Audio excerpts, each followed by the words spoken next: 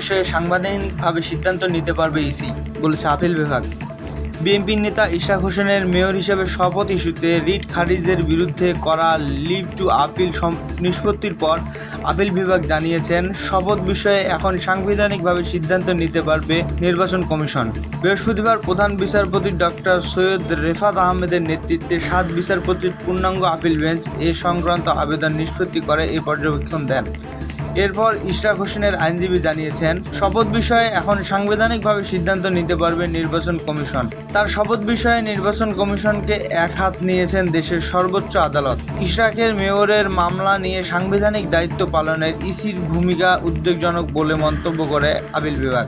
স্বাধীন সিদ্ধান্ত নেয়ার ম্যান্ডেট থাকলেও ইসি কেন আইন মন্ত্রণালয়ের কাছে মতামত চাইল, সেই প্রশ্ন তুলেছেন সর্বোচ্চ আদালত। আদালত বলেন, জুলাই গণঅভ্যুত্থান পরবর্তী বাংলাদেশ ইসির এমন ভূমিকা প্রত্যাশা করে না দেশের মানুষ। পরে ইশরাকের শপথ নিয়ে আপিল নিষ্পত্তি করেন আপিল বিভাগ। এদিকে বুধবার বিএনপি নেতা ইশরাক হোসেনের মেয়র হিসেবে শপথ পড়ানো না পড়ানো ইস্যুতে নির্বাচন কমিশনের বক্তব্য শুনবেন বলে জানিয়েছেন আপিল বিভাগ। প্রধান বিচারপতি ডক্টর সৈয়দ রেফাত আহমেদের সমন্বয়ে গঠিত পূর্ণাঙ্গ বেঞ্চে ইশরাকের শপথ বিষয়ে লিভ টু আপিল শুনানি হয়। এ সময় নির্বাচনী ট্রাইব্যুনালের রায়ের নানা অসঙ্গতি তুলে ধরেন রিটকারী আইনজীবী। পাল্টা জবাবে ইশরাকের আইনজীবী জানান, আদালতের রায়ের আলোকে গেজেট প্রকাশ করেছে ইসি। রায়ের বিরুদ্ধে আপিল করা হবে না বলেও জানিয়েছেন তারা।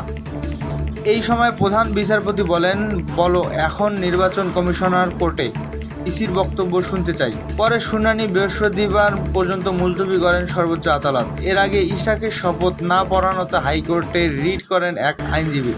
রিটটি খারিজ হয়ে যায়। এরপর রিট খারিজের বিরুদ্ধে লিভ টু আপিল করেন রিটকারী।